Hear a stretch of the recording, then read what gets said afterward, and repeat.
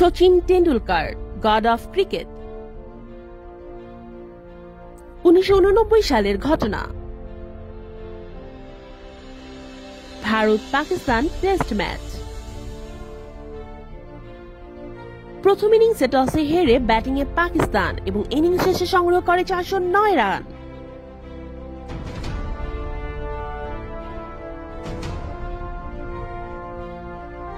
জবাবে 41 রানে 4 উইকেট পড়ে যায় ভারতের।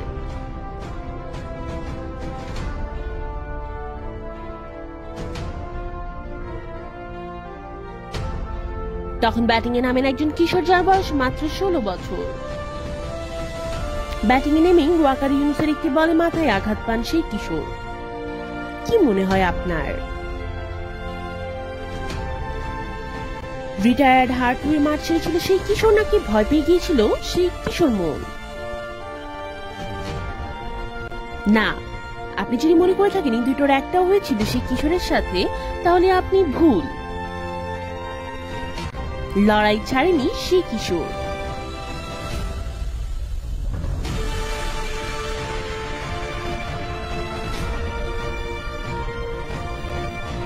চব্বিশ বলে খেলেছিলেন 15 রানের একটি ছোট ইনিংস, কিন্তু বাউন্সারে হার না মানা সেই কিশোরটি ইঙ্গিত দিয়েছিলেন। সবুজ মাঠের এই গোল্ড স্টেডিয়াম একসময় তার নামে কেঁপে উঠবে। কিশোরটির নাম জানতে চান? তিনি ক্রিকেট কিশোর শচীন টেন্ডুলকার। 24 এপ্রিল 1973 সালে ভারতের মুম্বাই শহরের একটি মধ্যবিত্ত পরিবারে জন্মগ্রহণ করেন শচীন রমেশ টেন্ডুলকার। বাবা রমেশ টেন্ডুলকার ছিলেন একজন অধ্যাপক এবং লেখক। পিতা ছেলের নাম রেখেছিলেন বিখ্যাত সুরকার শচীন দেব বর্মনের সাথে মিলিয়ে। যখন শচীনের বয়স 11 বছর, তখন তাকে একটি ক্রিকেট ব্যাট উপহার দেন তার বড় বোন। এরপর থেকেই শুরু হয়ে যায় একটি সাধারণ ছেলের অমরত্বের পথে যাত্রা। বড় ভাই অজিত টেন্ডুলকার 11 বছর বয়সী ছোট ভাইকে নিয়ে যান শিবাজি পার্কে, যেখানে শ্রী রমাকান্ত আচরেকারের অধীনে ক্রিকেট প্র্যাকটিস শুরু করেন শচীন। ঘন্টার পর ঘন্টা সেখানে প্র্যাকটিস করতে শুরু করেন শচীন।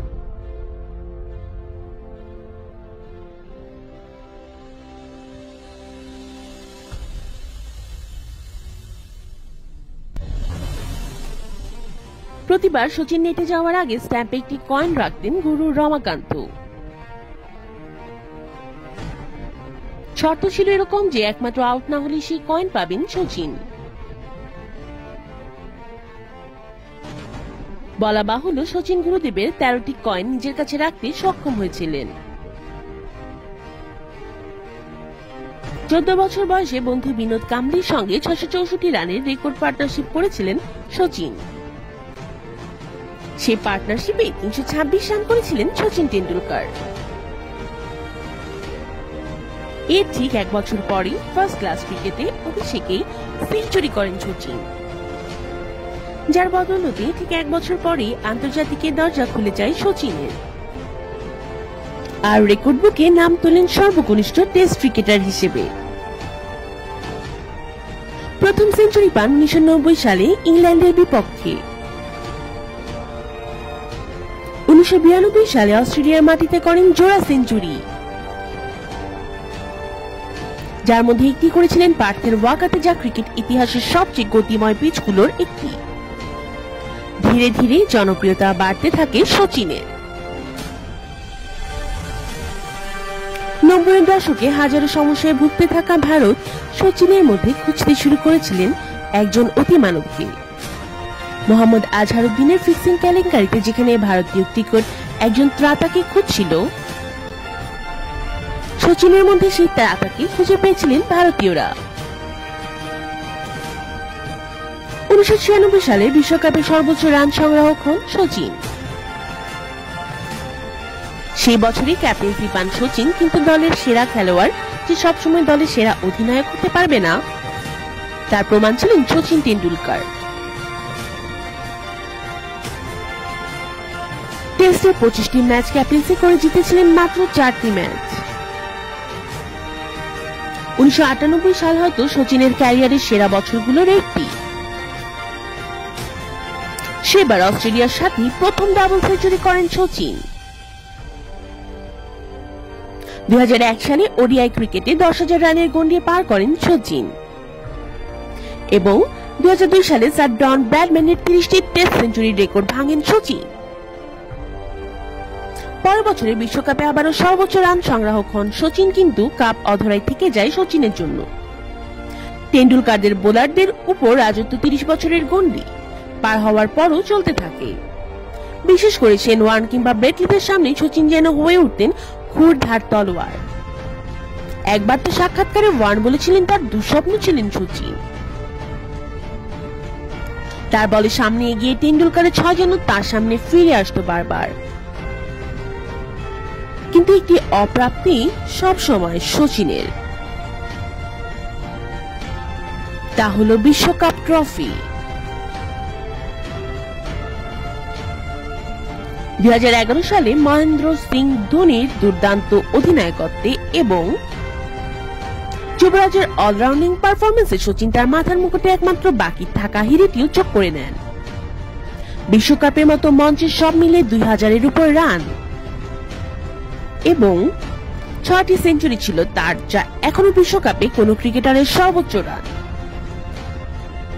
এত রেকর্ড তার নামে, কিন্তু তিনি কি শুধু রেকর্ডের কারণেই থাকবেন ক্রিকেট ইতিহাসে?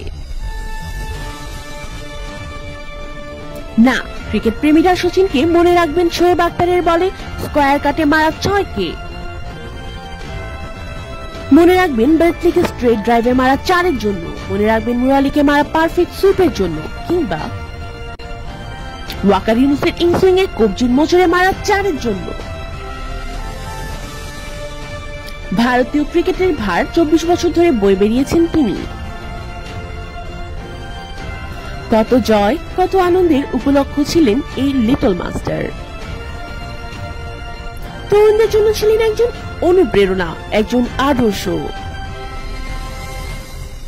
অন দ্য ফিল্ড এবং অফ দ্য ফিল্ড তিনি ছিলেন ভদ্রলোকের খেলা ক্রিকেটের চূড়ান্ত বিজ্ঞাপন।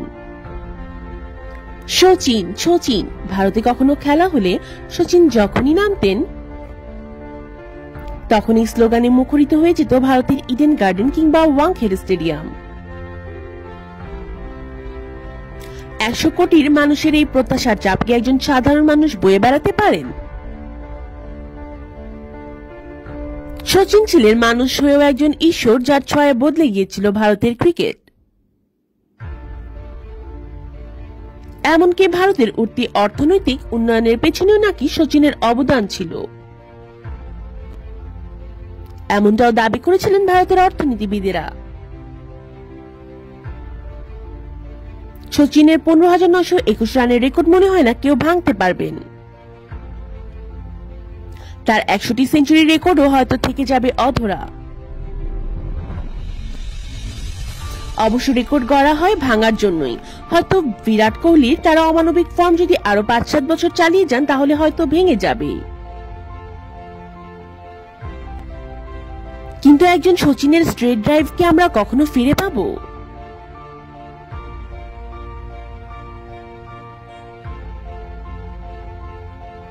সচিন টেন্ডুলকার প্রকৃতি অর্থে একজন ক্রিকেট ঈশ্বর।